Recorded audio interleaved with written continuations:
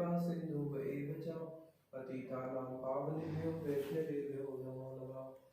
गुरुवे गौरचंद्राय राधिकाय तदालये कृष्णाय कृष्णभक्ताय तद्भक्ताय नमो नमः।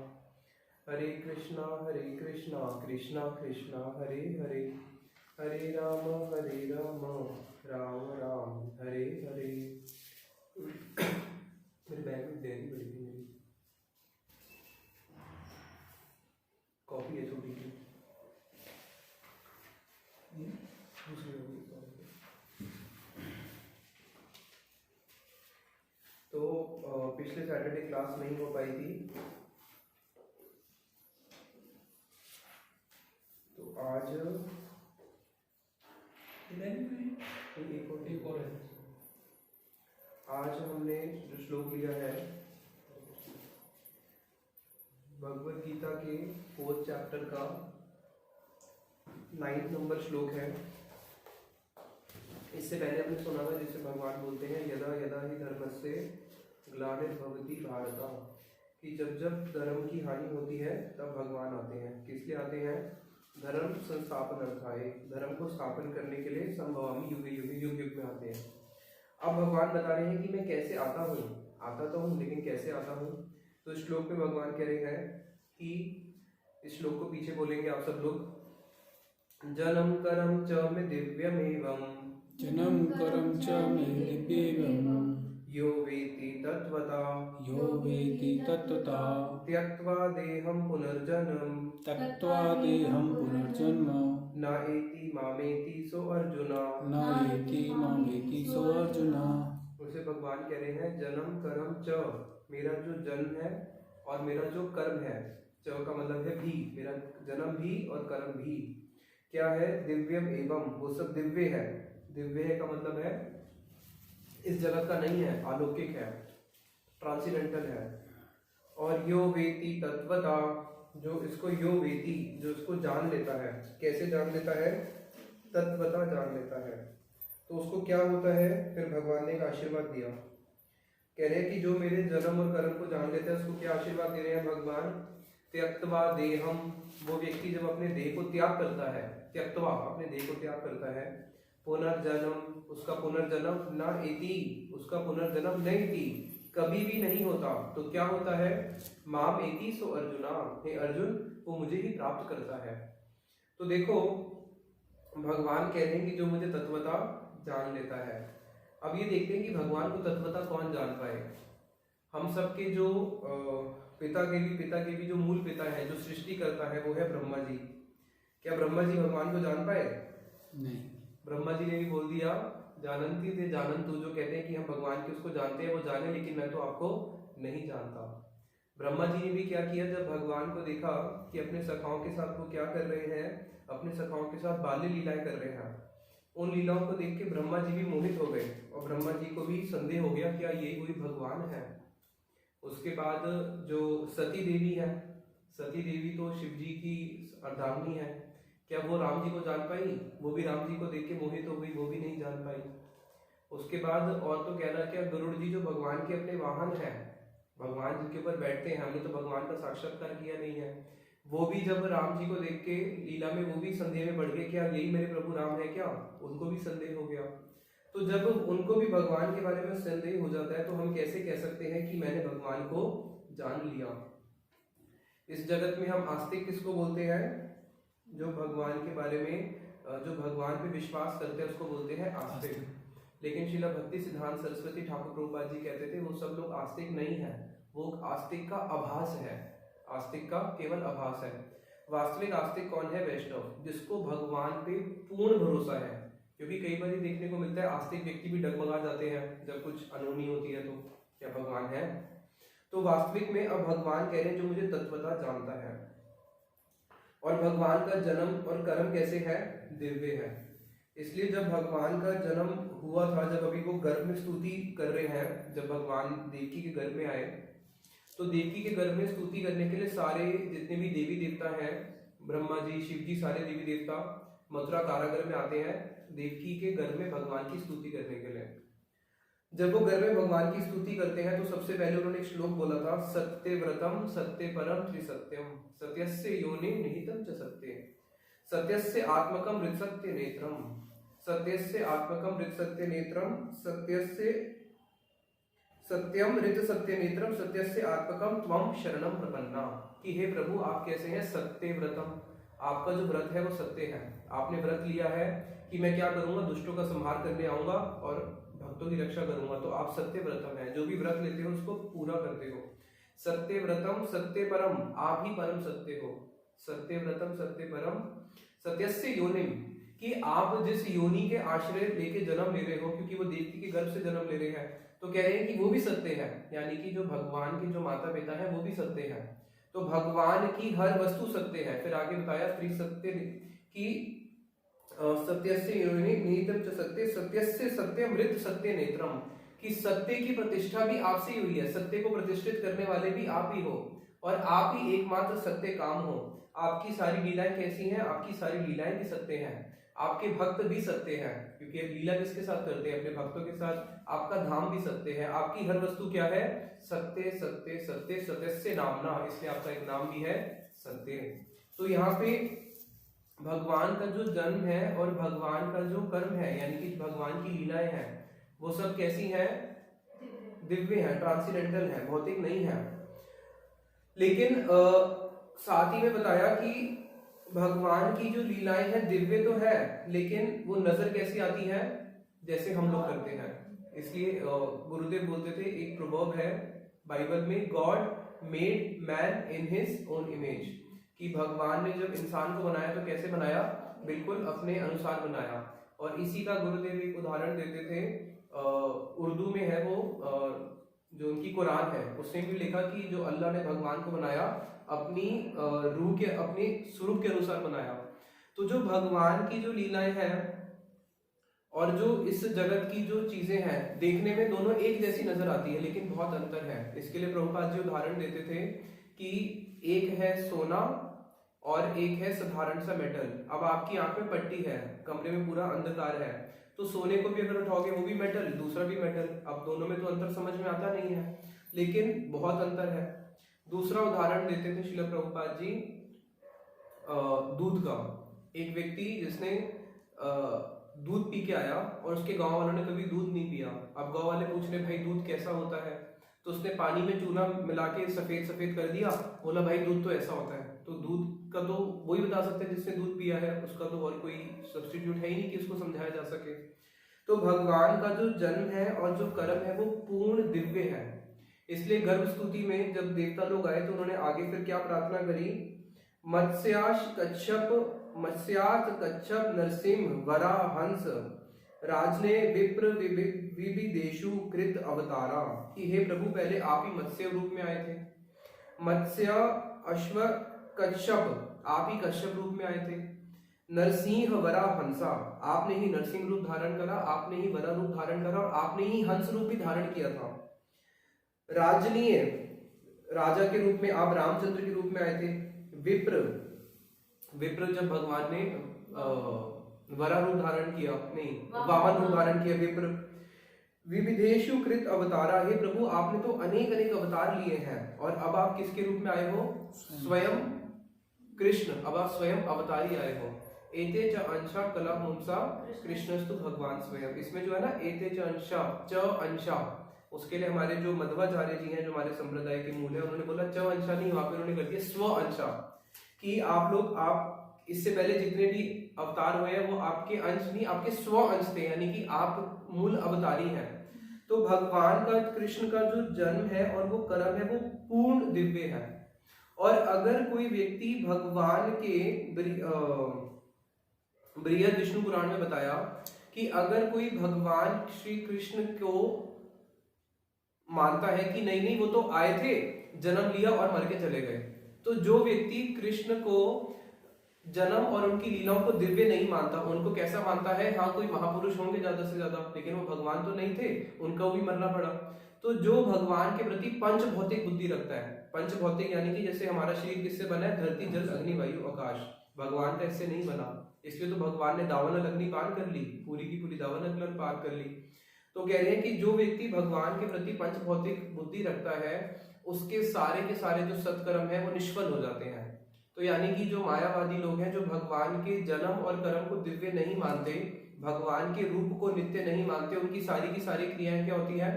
निष्फल हो जाती है। दो ऐसे लोग जिनकी भगवान कभी सेवा स्वीकार नहीं करते, शास्त्रों में बताया। पहला वो जो जीवों की प्रति हिंसा करता है, जो व्यक्ति जीवों के प्रति हिंसा करता है और भगवान की पूजा करता है, भगवान उसकी पूजा स्वीकार नहीं करते। दूसरा वो व्यक्ति जो जीव के प्रति हिंसा तो नहीं करता, सीधा भगवान के प्रति हिंसा कर देता है कि मैं भगवान के रूप को स्वीकार ही नहीं करता, वो भी तो हमारी तरह जन्म लेते हैं, हमारी तरह मर जाते हैं, तो उनको भी भगवान उसकी सेवा को स्वीकार नहीं करते हैं। इसलिए भगवान का जो जन्म है और जो भगवान का कर्म है वो क्या है? नित्य है। कृष्णो नारायण स्वयं, कृष्ण स्वयं नारायण है, भागवत में बताया। लेकिन सारी दुनिया क्या समझती है? नारायण कृष्ण है। कृष्णो नारायण स्वयं का मतलब है कि कृष्ण नारायण है, लेकिन नारायण कृष्ण नहीं है। तो कृष्ण कौन है? जब वो जन्म लेते हैं और जितनी भी वो लीलाएं करते हैं, उनकी सारी लीलाएं क्या है? दिव्य, दिव्य है। हमारी दिव्य नहीं होती, उनकी सारी लीलाएं दिव्य है, अलौकिक है। और फिर भगवान आगे कह रहे हैं कि जो मेरी इन लीलाओं को तत्वतः जान लेता है उसको फिर पुनर्जन्म नहीं लेना पड़ता। अब प्रश्न है कि भगवान की लीलाओं को जानेंगे तो जानेंगे कैसे? शास्त्रों से ही जानेंगे। तो अब प्रश्न है कि अगर हम भगवान की लीलाओं को शास्त्रों से जानेंगे तो क्या शास्त्र कपटता करते हैं या नहीं करते? हमारे छठ गोस्वामी में से जीव गोस्वामी जी हुए हैं, उन्होंने एक संदर्भ लिखा है, कृष्ण संदर्भ। उसमें उन्होंने गरुड़ पुराण का उदाहरण दिया है, बताया कि भगवान कपटता करते हैं। गरुड़ पुराण में एक जगह पे लिखा है, जिस कर्म के अधीन होके ब्रह्मा जी को संकट में पड़ना पड़ा, जिस कर्म के अधीन होके भगवान विष्णु को मत्स्य रूप, कूर्म रूप, वराह रूप, अनेक अनेक रूपों में आना पड़ा, जिस कर्म के अधीन होके शिव जी को क्या करना पड़ा? शिव जी को अपने हाथ में कपाल लेके जगह जगह पे भीख मांगना पड़ा। तो वो जिस कर्म के अधीन होके ब्रह्मा, विष्णु और महेश तीनों की दुर्गति भी हो जाती है अगर कर्म को नहीं मानते, तो मैं उस कर्म को प्रणाम करता हूँ। तो यहाँ पे उन्होंने किसको प्रधान बता दिया? गरुड़ पुराण में कर्म को प्रधान बता दिया। इसलिए सारी दुनिया क्या कहती है? गीता पढ़ती है तो कर्म प्रधान है। भगवान ने भी तो कर्म किया है, भगवान भी किसके अधीन है? भगवान भी तो कर्म के अधीन है, भगवान ने भी अपना सारा कर्म किया। तो जो ऐसे अल्प बुद्धि वाले लोग हैं, या फिर शास्त्र ऐसे लोगों को बोलते हैं मूढ़ा। मूढ़ा का मतलब होता है जो कि मूर्ख है। और हमारे शीला स्वामी महाराज जी इन लोगों के लिए क्या बोलते हैं इंग्लिश में? रास्कल। जो कृष्ण को नहीं जानता वो रास्कल, सिंपल लैंग्वेज में शीला स्वामी महाराज जी बोलते थे। तो जो इस प्रकार के लोग हैं जो कि भगवान के जन्म और कर्म को नहीं समझ पाते हैं और ये सोचते हैं कि भगवान भी तो कर्म के अधीन है, वो सब लोग क्या कैसे हैं? उनको बार बार इस जगत में भगवान भेजते हैं और उनको बार बार 84 लाख योनि में आना पड़ता है। लेकिन इस श्लोक में कह रहे हैं कि जो इसको जान लेता है मेरे जन्म और कर्म को दिव्य है, तो मैं क्या करता हूँ? भगवान कह रहे हैं उसको भी दिव्य कर देता हूँ। यानी कि जो मुझे सत्य मानता है उसको मैं क्या करता हूँ? उसको भी मैं सत्य कर देता हूँ। तो इस श्लोक में टीका में शीला स्वामी महाराज जी ने बताया है कि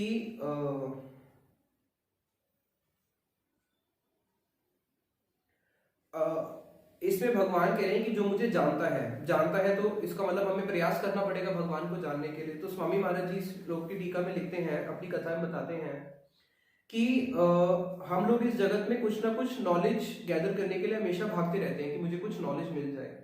और जो भी हम नॉलेज गैदर करने के लिए भागते हैं, अल्टीमेटली एक व्यक्ति नॉलेज क्यों गैदर करता है?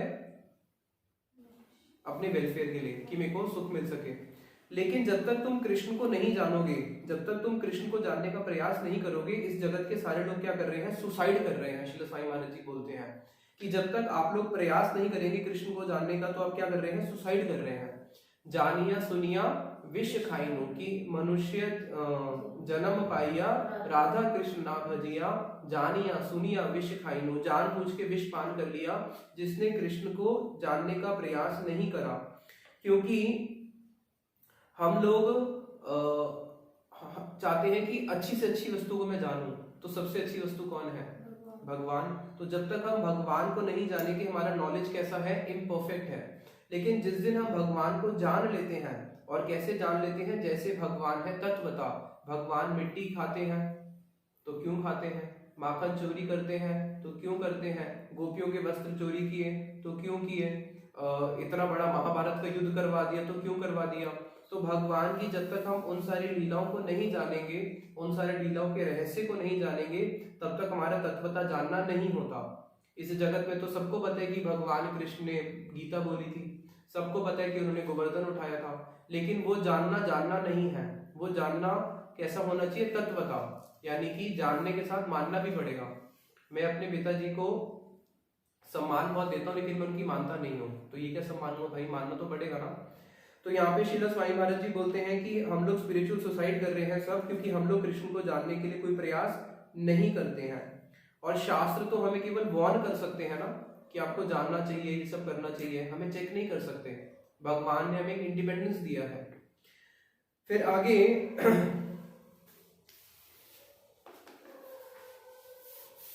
इसी श्लोक में एक और बात स्वामी महाराज जी बताते हैं कि जो भक्त है, भक्त का बिजनेस क्या है, हर व्यक्ति का कोई ना कोई कार्य होता है ना, तो भक्तों का बिजनेस क्या है, भगवान को जानना और सबको जनाना। तो इसलिए आप लोगों को भी यही करना चाहिए, भगवान का भक्त बनो तो भक्त कृष्ण के बारे में जानो और सबको आगे जनाओ। यही एक भक्त का ड्यूटी है, यही उसका बिजनेस है। तो और एक और बड़ी अच्छी बात स्वामी महाराज जी ने बताई थी इसमें कि ब्यूटी, कृष्ण कौन है, Krishna is the beauty, Krishna ही सारी ब्यूटी के सोर्स है। जो सारी ब्यूटी आ रही है वो कहां से आ रही है, कृष्ण से आ रही है। सारे शरीर का जो स्रोत है वो कृष्ण है। एक उदाहरण दिया कि अगर कोई व्यक्ति मर जाता है, एक व्यक्ति अपने आप से बहुत प्रेम करता है, अपने शरीर से भी प्रेम करता है, घर वालों के शरीर से प्रेम करता है, लेकिन जब कोई व्यक्ति मर जाता है तो उसके शरीर को फिर कोई प्रेम करता है, फिर उसके शरीर को जाके जला देते हैं। तो प्रश्न है कि उस शरीर में ऐसी कौन सी वस्तु थी कि वो शरीर का बहुत मूल्य था, देखने में बहुत सुंदर दिखता था या बहुत सुंदर दिखती थी, लेकिन जैसी उसमें से एक वस्तु चली गई तो अब बिल्कुल खत्म हो गया। तो वो जो वस्तु चली गई वो क्या है, वो है आत्मा। लेकिन आत्मा को भी जो आत्मा प्रदान करती है, आत्म तत्व प्रदान करता है, वो है परमात्मा। यानी कि आत्मा के साथ परमात्मा है, तभी वो एक्टिव है, तभी वो क्रियाशाली है। तो वास्तविक में जो सबका स्रोत है, जहां से सारी एनर्जी आ रही है, वो क्या है, वो तो परमात्मा है, वही कृष्ण है। और इसको भगवान आगे गीता में बोलेंगे कि जितनी भी सारी शक्ति का स्रोत है, मैं हूं गम अविश्य च भूतामि धरामि अहम ओजसा पोषण आमि च औषधि सर्वा भूतवा रसात्मका। जितनी तुम खाद्य वस्तु खाते हो, सारी औषधियां हैं, जितने पेड़ पौधे हैं, उनको भी पोषण कौन करता है, मैं ही करता हूं। तो इसलिए भक्त को ये प्रयास करना चाहिए कि भगवान को जाने, और मनुष्य शरीर हमें मिला ही है किस लिए, भगवान को जानने के लिए, क्योंकि केवल मनुष्य शरीर से ही हम भगवान को जान सकते हैं। और इतना दुर्लभ मानव शरीर पाके अगर हमने भगवान को नहीं जाना, भगवान को अगर नहीं जाना, तो भगवान दोबारा से ये अपॉर्चुनिटी देंगे नहीं। ये मनुष्य शरीर मिला ही किस लिए है, मुकुंद एव सेवनम अथातो ब्रह्म जिज्ञासा, अथातो नाउ, कि अब मनुष्य शरीर मिल गया है तो भाई अब करो, कृष्ण की जिज्ञासा करो। अगर नहीं करी तो दोबारा मनुष्य शरीर ये तो 100% है कि नहीं मिलेगा, गारंटीड है।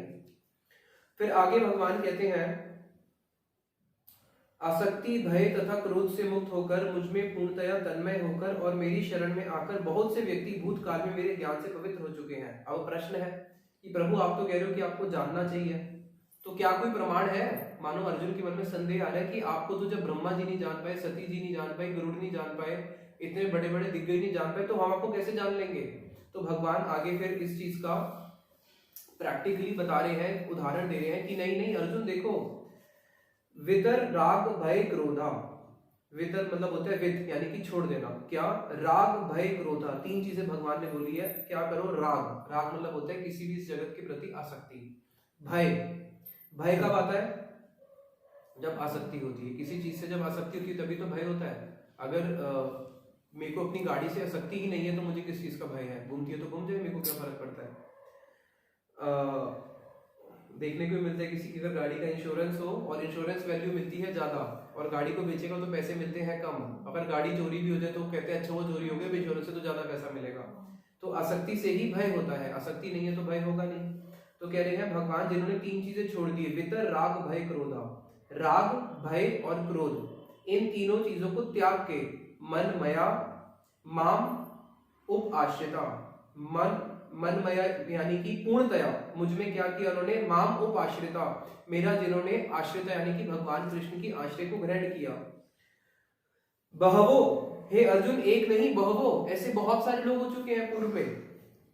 ज्ञान तपसा पूता, ज्ञान और तपस्या से पूता यानी कि पवित्र होकर, मत भावम अवगता, मेरे भाव को जिन्होंने प्राप्त किया है। तो अर्जुन ऐसे एक नहीं बहवा बहुत सारे भक्त हो चुके हैं पूर्व इतिहास में जिन्होंने 3 चीजों को छोड़ दिया, राग भय और क्रोध को, और उसके बाद मेरा चरणों का आश्रय ग्रहण किया, और मेरे चरणों का आश्रय ग्रहण करके ज्ञान और तपस्या से वो लोग पवित्र हुए हैं और उन्होंने मेरे भाव को प्राप्त किया है। तो यहाँ पे जिस ज्ञान और तपस्या की बात करी गई है वो क्या है, इसको थोड़ा अच्छी तरह समझना पड़ेगा कि एक होता है वैराग्य।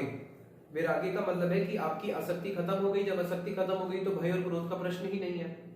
तो संसार के प्रति जो वैराग्य है, जिसे भगवान कह रहे हैं कि वित राग, राग को छोड़ देना, यानी कि वित राग का मतलब हो गया वैराग्य को प्राप्त कर लेना।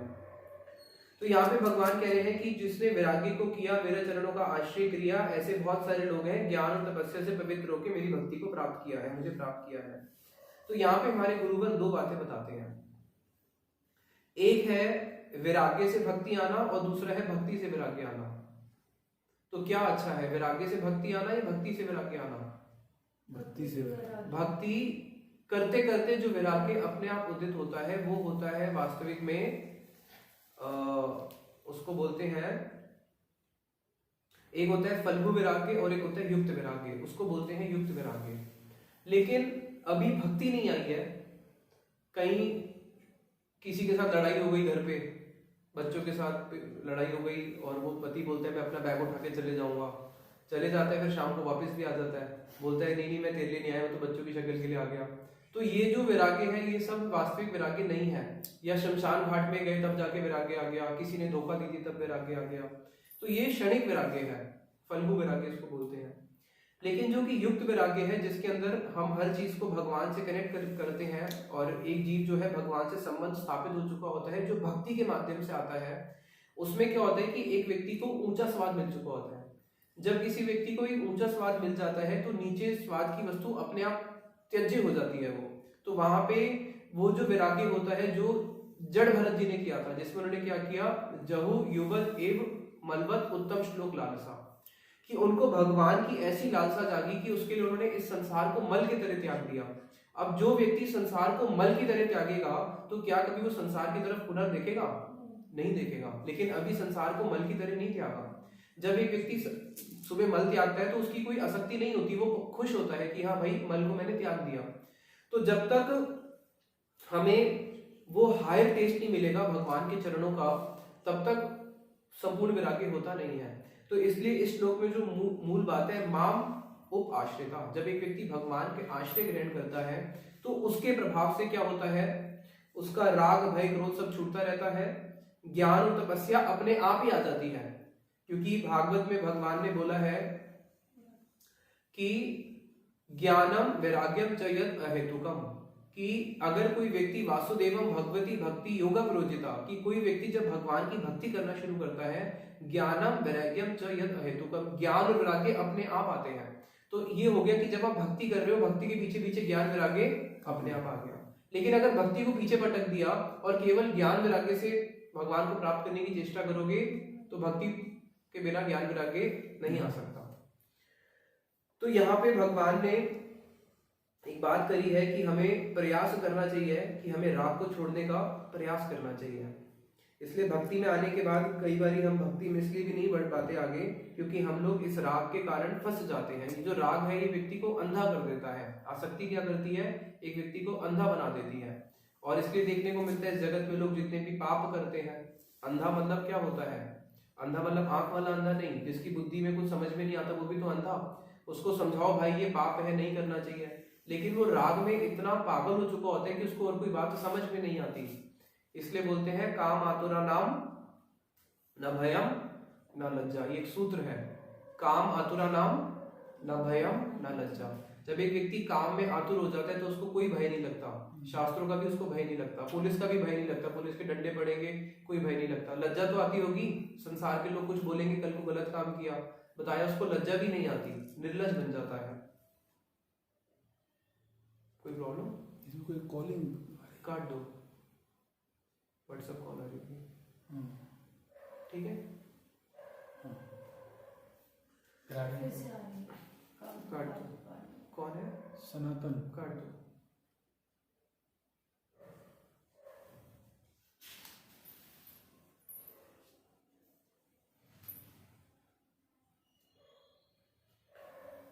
भगवान के पास तो कोई लक्ष्मी की कमी नहीं है। भगवान की सेवा कितनी लक्ष्मी करती है?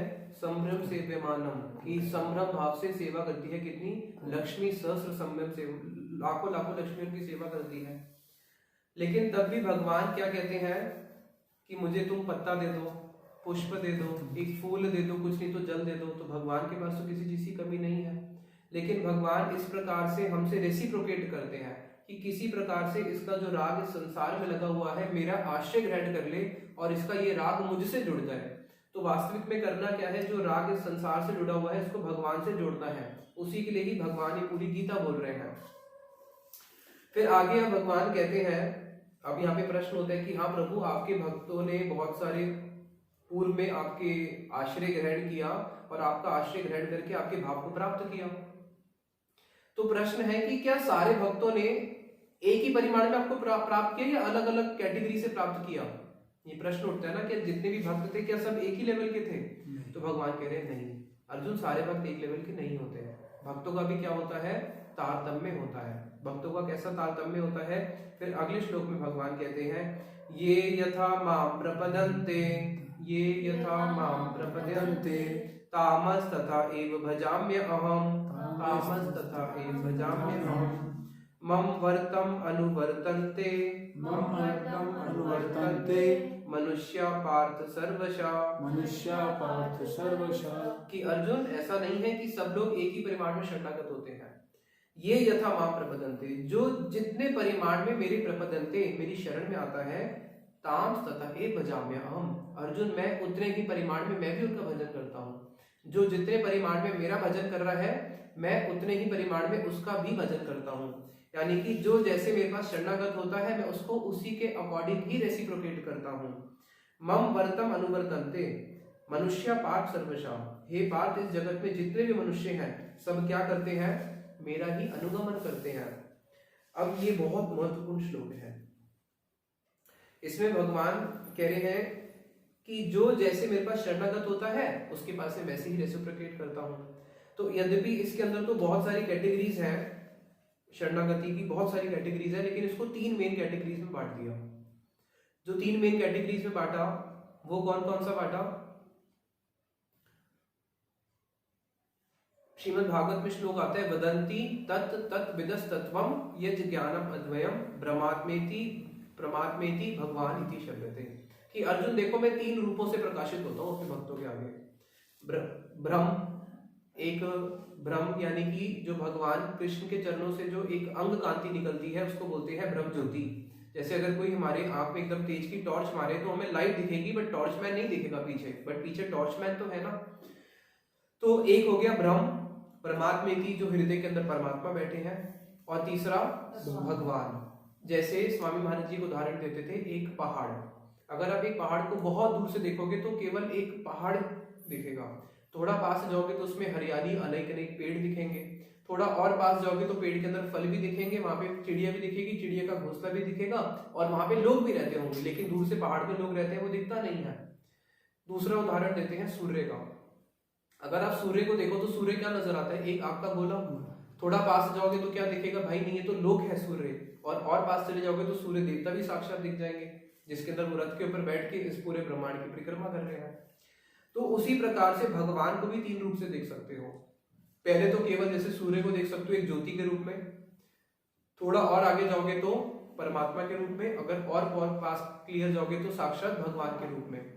जैसे एक बारी द्वारका में एक सभा हो रही थी, उस सभा में सामने सब लोग बैठे हैं, वसुदेव जी महाराज जी की सभा में। द्वारका में तो एकदम से देखा कि ऊपर आसमान से कोई बिजली गिर रही है। जब थोड़ा और पास आके देखा तो बिजली का एक आकार है, और जब वो बिल्कुल साक्षात नीचे आ गए तो नारद जी थे। तो उसी प्रकार से भगवान 3 रूपों में प्रकाशित होते हैं, ब्रह्म, परमात्मा और भगवान। तो अब इसमें श्रील भक्तिविनोद ठाकुर जी बड़ा सुंदर टीका में लिखते हैं कि भगवान ने बोला कि जो जैसा मेरे पास शरणागत होता है वैसे मैं रेसिप्रोकेट करता हूँ। तो जो मेरे जन्म और कर्म को दिव्य नहीं मानता, जो क्या मानता है कि नहीं भगवान तो जन्म लेते और मर जाते हैं, तो इनका कोई रूप थोड़ी ना है, तो भगवान कह रहे हैं उनको भी कुरूप कर देता हूँ, उनको भी मैं क्या करता हूँ, उनका भी मैं रूप छीन लेता हूँ और उनको क्या बना देता हूँ,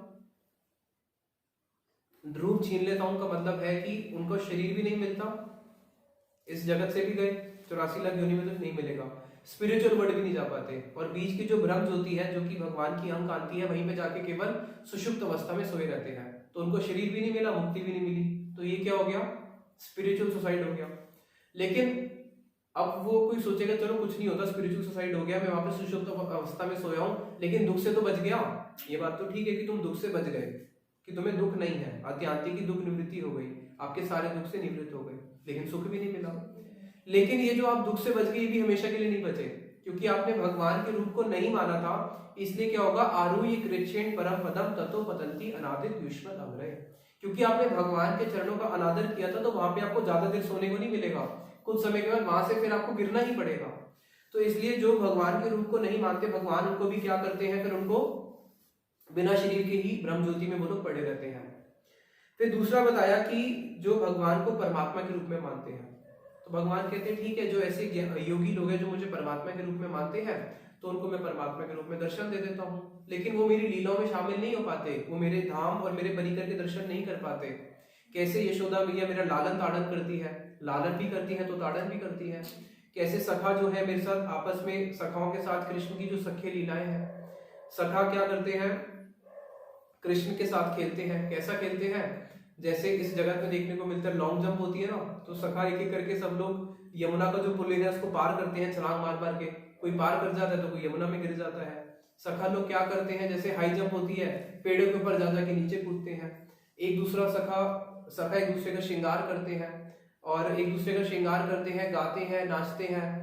नाचने का भी सखाओं में कंपटीशन होता है, कौन अच्छा नाचेगा, कौन अच्छा गाएगा। कभी कृष्ण के सखा क्या करते हैं, उड़ना शुरू करते हैं, जो ऊपर आसमान में पक्षी उड़ रहे होते हैं ना, पक्षी की परछाई आती है, तो पक्षी की परछाई के साथ साथ भागना शुरू करते हैं कि कौन पक्षी की परछाई को पकड़ पाएगा। कोई जीत जाता है, कोई हार जाता है।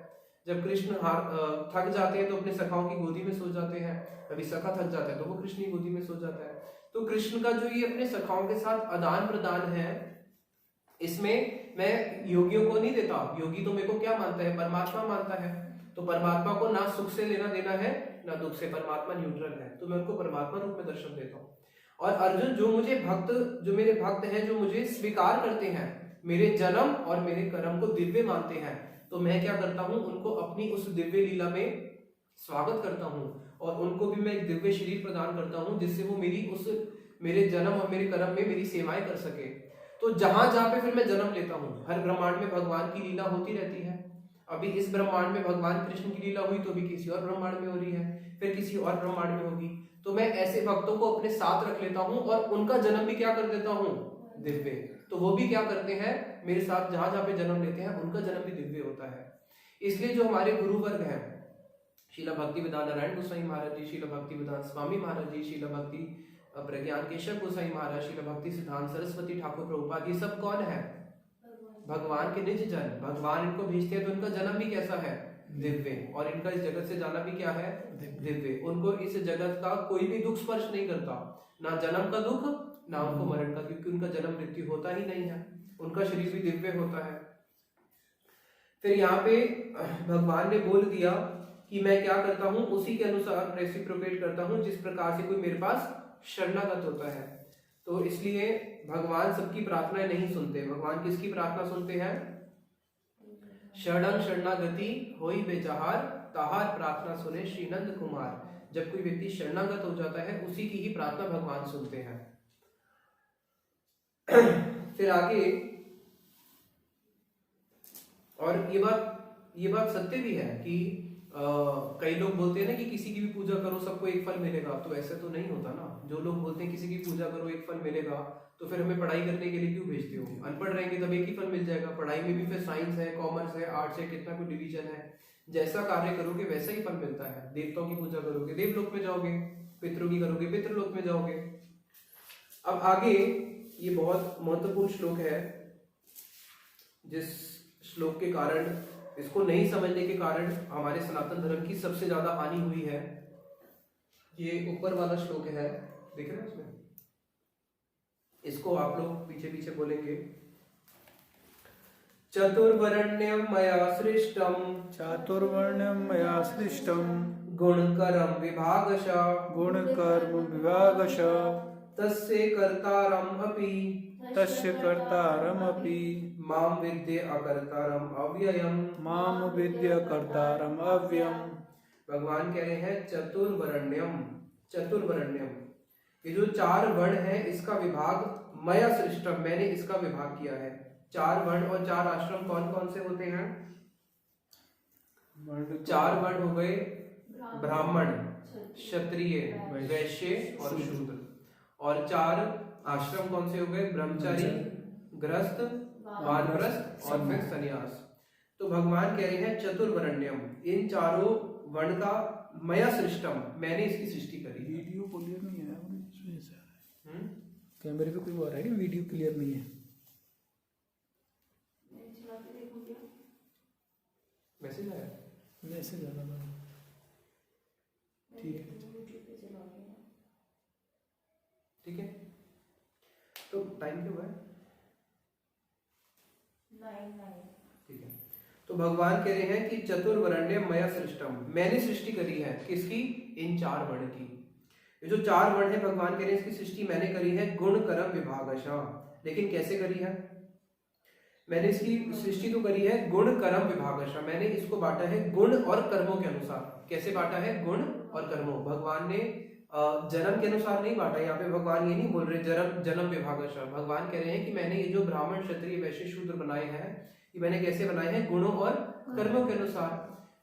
यस्य यल लक्ष्यम प्रोक्तम, भागवत में वर्णन आता है कि ये जो 4 वर्ण होते हैं इसको अच्छी तरह समझना, ये बहुत महत्वपूर्ण विषय है। ब्राह्मण के क्या गुण होते हैं?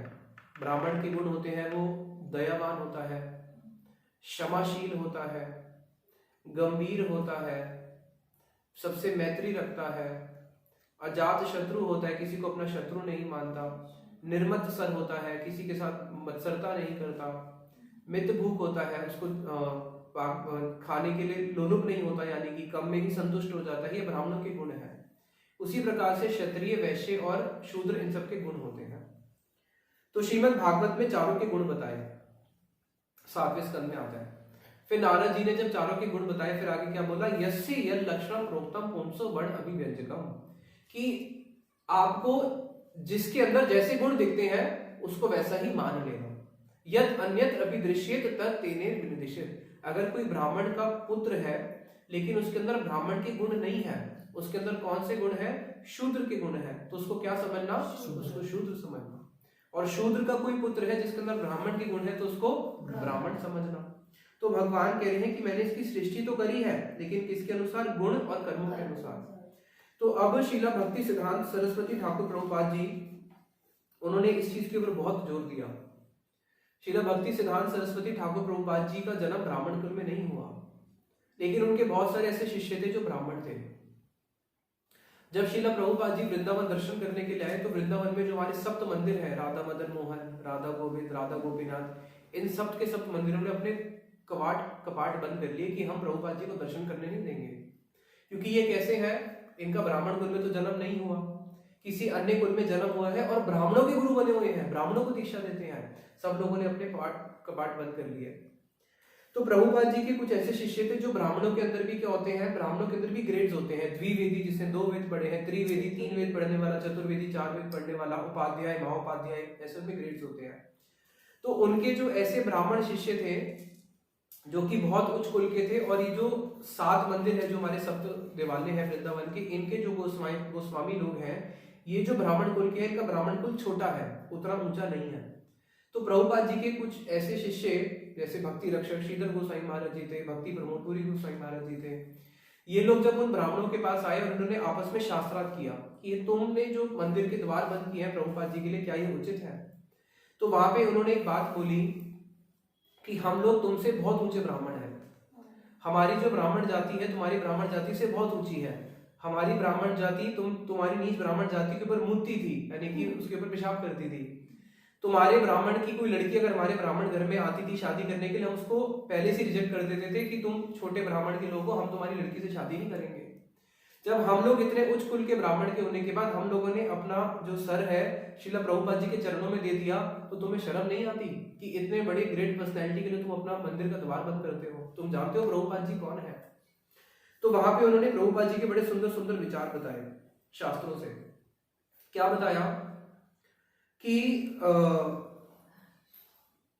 सर्वे ब्रह्मजा ब्राह्मणाश्च, ये वेदों में आता है, शास्त्रों में, सर्वे ब्रह्मजा ब्राह्मणाश्च, सर्वे ब्रह्मजा कि जितनी भी जीवात्माएं हैं सारी कौन है? सब ही ब्राह्मण है। सर्वे ब्रह्मजा ब्राह्मणाश्च कि जितने भी जीव हैं सब ब्रह्म से उत्पन्न हुए हैं, तो इसलिए सब कौन है? सब ब्राह्मण है। शीला स्वामी महाराज जी बड़ा सुंदर उदाहरण देते हैं, क्या सूर्य को कोई प्राइवेट प्रॉपर्टी कर सकता है कि नहीं ये मेरा सूर्य है, आप उसके पास मत जाओ या आपको टैक्स देना पड़ेगा? सूर्य क्या है? पब्लिक प्रॉपर्टी है। उसी प्रकार से ब्राह्मण जो है वो एक भगवान के द्वारा बनाई हुई वस्तु है। तो जो वस्तु भगवान बनाते हैं उसके ऊपर किसी का अपना पर्सनल हक नहीं होता। तो भगवान ने जो ब्राह्मण जाति बनाई है, ब्राह्मण किसको बोलते हैं? ब्रह्म जनाति इति ब्राह्मण, जो ब्रह्म को जानता है। तो इस सूत्र ने बताया कि सभी ब्राह्मण है, यानी कि सबको ब्राह्मण बनने का अधिकार है। यद्यपि अभी हम लोग अपने कर्मों के अनुसार तो शूद्र हैं, लेकिन हम सबको ब्राह्मण बनने का अधिकार दिया हुआ है शास्त्रों में। दूसरा, श्रील प्रभुपाद जी बताते थे, ये महाभारत में आता है, ना विशेषो अस्ति वर्णानाम सर्व ब्राह्मण इदम जगत, ना विशेषो अस्ति वर्णानाम, कोई वर्ण ही नहीं था। भगवान कह रहे हैं कि 4 वर्ण की सृष्टि मैंने करी। ये जो भगवान ने 4 वर्ण की सृष्टि करी है, 4 वर्ण की सृष्टि करने पर भी जब सृष्टि का आरंभ हुआ था सतयुग में, तब सतयुग में कोई वर्ण नहीं था। ना विशेषो अस्ति वर्णानाम, कोई विशेष वर्ण था ही नहीं सतयुग में। सर्व ब्रह्मम इदम जगत, सारे लोग ही ब्राह्मण थे जब भगवान ने सृष्टि करी। ब्राह्मणा पूर्व सृष्टम ही करम करम विवर्णताम गतम, सृष्टि में जब आरंभ हुआ तो सब लोग ब्राह्मण ही थे, आदि में सब लोग ब्राह्मण थे। इसलिए वर्णन आता है कि सतयुग में केवल एक ही वर्ण होता था, उसको बोलते थे हंस वर्ण। हंस वर्ण होते हैं ब्राह्मणों की भी सबसे टॉप क्रीम, यानी कि दूध की भी क्रीम। तो ब्राह्मणों में जो सबसे ऊंचे यानी कि जो हंस प्रकार के सिर्फ एक ही वर्ण था, सतयुग में हंस वर्ण। तो महाभारत ने बताया कि उसके बाद क्या किया, उसके बाद जब सतयुग के बाद जब नेक्स्ट युग आना शुरू हुआ, त्रेता युग, तब उसके बाद वर्ण का विभाजन होना शुरू हुआ। इस वर्ण का विभाजन हुआ कैसे हुआ? गुण और कर्मों के अनुसार। तो जो पुरोहित होता था, जो आपका कुल पुरोहित है, वो आएगा और वो बच्चे को देखेगा कि बच्चे के अंदर कैसे गुण है। अब बच्चों के गुण को देखने के बाद फिर वो वहां पे जस्टिफाई करता था कि इस बच्चे के अंदर तो मेरे को क्षत्रिय के गुण नजर आ रहे हैं, इसलिए बच्चा कौन है? क्षत्रिय है। इस बच्चे के अंदर तो मुझे शूद्र की नजर आ रहे हैं गुण, इसलिए कौन है? ये शूद्र। तो एक बच्चे के जस्ट जन्म लेने के साथ साथ ही उसका वर्ण डिसाइड नहीं होता, उसका वर्ण डिसाइड होता है कुछ समय के बाद, और वो कुछ समय के बाद डिसाइड होने के बाद में चेंज भी हो जाता है।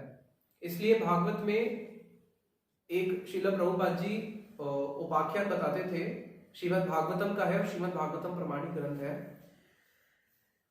उनका क्या नाम था वो तो मुझे स्मरण नहीं है। एक कोई वैश्य थे, लेकिन उनका जो पुत्र था वो बना शूद्र, और शूद्र बनने के बाद फिर वो वापस बन गया ब्राह्मण।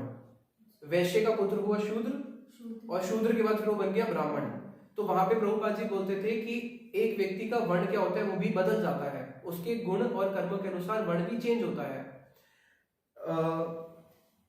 दूसरा वो उदाहरण देते थे श्रील प्रभुपाद जी की ब्राह्मण, क्षत्रिय, वैश्य, शूद्र, अगर भगवान ने इसको बांटा, भगवान कह रहे मैंने कैसे बांटा इन चारों को? गुण और कर्मों के अनुसार। अगर ये शरीर की क्वालिटी होती कि ब्राह्मण का पुत्र ब्राह्मण है, तो उसका कोई चिन्ह तो होना चाहिए ना। बिना चिन्ह के तो आप कैसे लक्ष्य कर सकते हो? बिना चिन्ह के कोई चिन्ह तो होना चाहिए। क्या ब्राह्मण होने चाहिए थे सफेद, क्षत्रिय होने चाहिए थे लाल, शूद्र होने चाहिए थे काले, और इनको कर देते पीले? लेकिन ऐसा तो नहीं है, सब देखने से तो सब एक जैसे हैं। और अगर हम बोले कि नहीं नहीं उसका शरीर ब्राह्मण है, प्रभुपाद जी कह रहे हैं अगर हम बोले कि नहीं उसका शरीर ब्राह्मण है, तो जब व्यक्ति मर जाता है उसकी आत्मा चली गई, आप कह रहे हो उसका शरीर क्या था, ब्राह्मण था, अगर उसका शरीर ब्राह्मण था आत्मा चली गई, तो आप जब उसका अंतिम संस्कार करने जा रहे हो तो ब्रह्म हत्या का पाप नहीं लगेगा?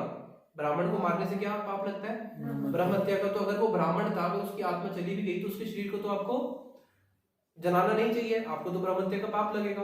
तो शरीर भी ब्राह्मण तो हम नहीं बोल सकते। और अगर हम बोले कि नहीं आत्मा ब्राह्मण थी और आत्मा शूद्र थी, तो आत्मा के तो कहीं पे वर्णन आता ही नहीं कि शूद्र है या ब्राह्मण है। आत्मा को तो कहीं भी क्लासिफिकेशन है ही नहीं।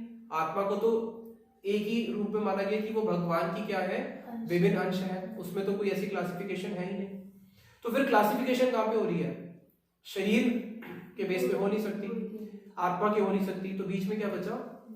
गुण और कर्म। तो जैसे आपके गुण हैं और जैसे आपके कर्म है, उसी के अकॉर्डिंग पता चलेगा कि कौन ब्राह्मण है, कौन वैश्य है, कौन शूद्र है। फिर उदाहरण दिया वेद व्यास जी, जिन्होंने सारे शास्त्र लिखे हैं। वेद व्यास जी, उनका जन्म किससे हुआ? मत्स्य गंधा। उनकी माँ एक मछली के गर्भ से जन्म लिया है। और वो कोई ब्राह्मण के पुत्र तो नहीं थे। उनके पिताजी कौन थे? पराशर मुनि। और वेद व्यास जी का जब जन्म हुआ, और वो साक्षात कौन है? भगवान ऋषि। उनको बोले कि वो भगवान ऋषि हैं। फिर दूसरा उदाहरण दिया, बहुत सारे उदाहरण है शास्त्रों में। एक ऋषि है कौशिक ऋषि, उनका जन्म किससे हुआ? कुश घास से हुआ। एक ऋषि है जाम्बुक ऋषि, उनका जन्म हुआ था फॉक्स से। फॉक्स को क्या बोलते हैं हिंदी में? लोमड़ी। हाँ, उससे उनका जन्म हुआ था। जिन्होंने अगस्त्य ऋषि, अगस्त्य ऋषि का जन्म किससे हुआ? एक मटके से। उनका तो मटके से हुआ, वो कहाँ ब्राह्मण पुत्र हुए, और वो भी उर्वशी के उससे हुआ। तो और एक ऋषि थे जिनका जन्म हुआ था श्रृंगी ऋषि। श्रृंगी ऋषि का जन्म हुआ था हिरण से जन्म हुआ था उनका।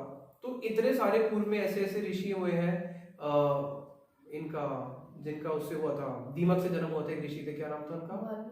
वाल्मीकि जी का ना, एक इनका वाल्मीकि जी का आता है। हाँ, वाल्मीकि जी का, दीमक से। तो ऐसे बहुत सारे शास्त्रों में उदाहरण है कि जिनका कहाँ कहाँ से जन्म हुआ। प्रहलाद महाराज जी, प्रहलाद महाराज जी का दैत्य कुल में जन्म हुआ हिरण्यकशिपु से। और दूसरा उदाहरण आता है इनका बड़ा सुंदर, विदुर जी। विदुर जी तो दासी पुत्र है, और इसलिए विश्वामित्र भी तो पहले वो थे ना, विश्वामित्र राजा थे, पहले क्षत्रिय थे। क्षत्रिय थे पहले। विश्वामित्र जी पहले क्षत्रिय थे, फिर वो ऋषि बने, राज ऋषि बोलते हैं इसलिए उनको, राजा से जो ऋषि बने। तो इसलिए कोई ब्राह्मण का पुत्र ही ब्राह्मण होगा और शूद्र का शूद्र होगा। ये हमारे भारत में ब्राह्मणों ने अपनी दुकानदारी चलाने के लिए कर दिया कि तुम शूद्र हो और हम ब्राह्मण हैं, लेकिन ऐसा नहीं है। ब्राह्मण अगर होते तो फिर वो नफरत क्यों करेगा? ब्राह्मण का तो पहला गुण बताया कि क्या, भगवत गीता में आएगा ना, शुनी चा एक शब पाके चा पंडिता समदर्शिना, कि भाई पंडित तो समदर्शी होगा, वो तो कुत्ते को, हस्ती को, कवि चा हस्तनी चा, सबके प्रति वो क्या करेगा? समभाव रखेगा। तुमने तो पहले कर दिया हम ब्राह्मण है, ये शूद्र है, तो तुम ब्राह्मण हो ही नहीं सकते। वास्तविक ब्राह्मण कौन है? जिसके अंदर ब्राह्मण के गुण है। इसलिए भगवान ने भागवत में बोला कि द्वि गुण अरविंद नाभ पदारविद विमुखात शव पचम वरिष्ठम मने तदर्पित मनोवचने तरता प्राणम पुनाति सकुलम न तो बुरी माना। कि कोई अगर ब्राह्मण के 12 गुण है ब्राह्मणों में, अगर कोई 12 के 12 गुण से युक्त ब्राह्मण भी है, 12 के 12 ब्राह्मण गुण युक्त भी है, लेकिन अगर उसके पास भगवान की भक्ति नहीं है, तो कह रहे हैं वो शवज, और वो शवज वो होते हैं जो चारों वर्ण के बाहर है। ये 4 वर्ण के अलावा एक होता है जिसको बोलते हैं अंत्यज, जिनको चंडाल भी बोला जाता है। बोलते हैं चंडाल है जो कुत्ते का मांस खाते हैं, तो जो कुत्ते का मांस खाते हैं उसको बोला चंडाल। अभी तो देखा जाए तो भारत में सभी नॉनवेज खा रहे हैं, तो सभी तो 4 वर्ण के बाहर हो गए, सब चंडाल हो गए। जो अंत्यज है, यानी कि जो चारों वर्ण के ही बाहर है, जो अंत्यज लोग हैं, उनके भी गुण बताए। उनका बताया कि वो क्या होंगे? पर स्त्री लामपट्टे, दूसरों की स्त्री के प्रति लामपट होंगे, दूसरों के धन के प्रति हमेशा उनकी नजर रहेगी, दूसरों के उत्कर्ष को सहन नहीं कर सकते हैं, पाप करने के लिए हमेशा प्रेरित रहेंगे। तो इस प्रकार के जो कि अंत्यज प्रकार के लोग हैं, ऐसे जो अंत्यज लोग हैं अगर वो भी भगवान की भक्ति में आ जाते हैं तो ये उस ब्राह्मण से भी श्रेष्ठ माने गए हैं। भागवत का श्लोक है जिसमें भगवान कहते हैं चंडालो अपि द्विजा श्रेष्ठो हरि भक्ति परायण। चंडालो अपि द्विजा श्रेष्ठो, कि भाई वो चंडाल भी उस ब्राह्मण से श्रेष्ठ है जो क्या करता है, हरि भक्ति परायण, जो हरि भक्ति से युक्त है। तो इससे क्लियर पता चलता है कि जब राम जी आए थे तो राम जी शबरी के बेर खाने गए थे। वो माता ऋषि के आश्रम में जो बाकी ऋषि रहते थे उन ऋषियों को उन्होंने नहीं देखा था, उनको अनदेखा करके चले गए थे। इसलिए एक श्लोक है जिससे बताया,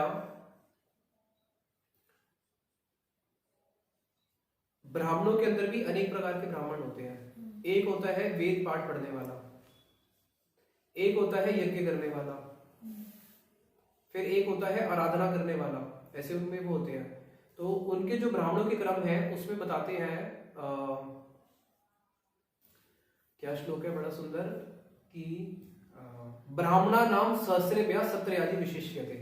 ब्राह्मणा नाम सहस्रेभ्या, सहस्रेभ्या मतलब होते हैं 1000। ब्राह्मणा नाम सहस्रेभ्या सत्रयाजी विशिष्यते, 1000 ब्राह्मणों से एक व्यक्ति वो श्रेष्ठ है जो वेद पाठ करता है, बाकी वेद पाठ जो नहीं करते।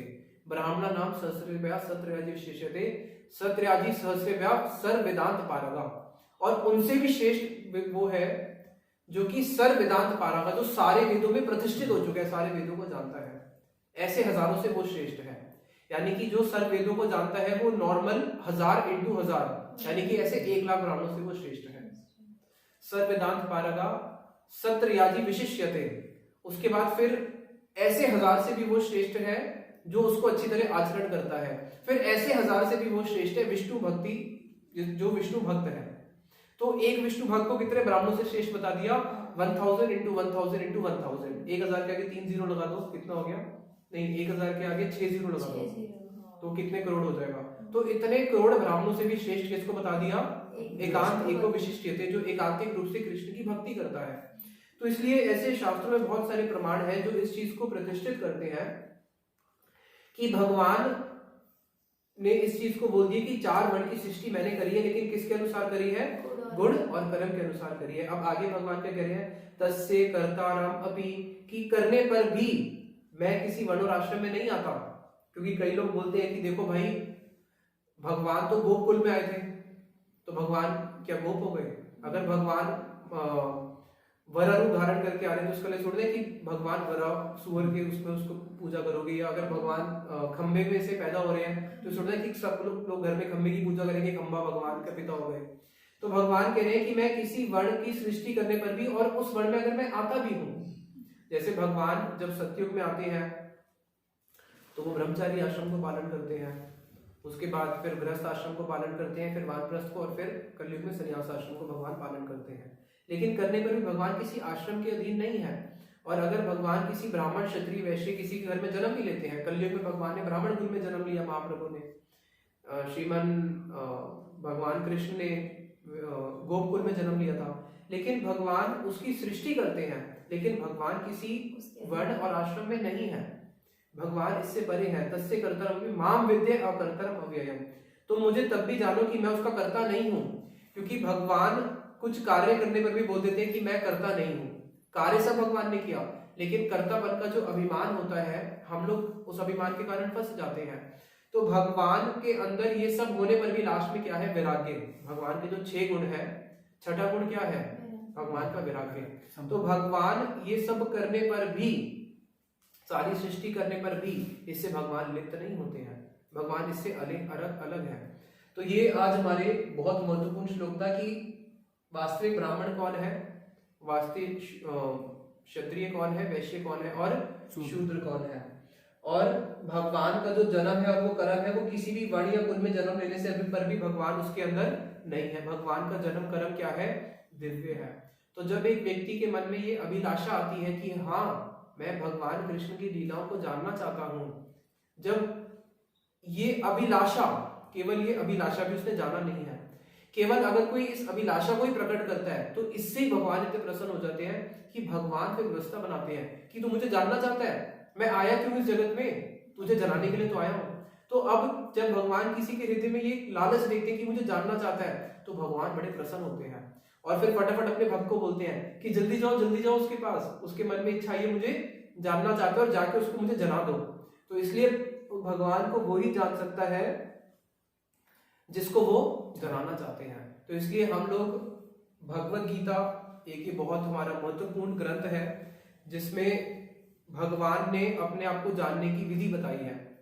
और बड़े दुख का विषय है कि भारत भूमि में जन्म लेने के बाद इतना ग्रंथ भी सुलभ है, तब भी हम लोग भगवान को नहीं जान पा रहे। इस जगत में बहुत सारी चीजें ऐसी है जिसको जानने के लिए आपको पैसा खर्च करना पड़ता है। अगर आप इंजीनियरिंग करना चाहते हो आपको पैसा खर्च करना पड़ेगा, कोई कला सीखना चाहते हो तो पैसा खर्च करना पड़ेगा, कुछ ना कुछ पैसा खर्च करना पड़ता है, कहीं एडमिशन लेनी पड़ती है।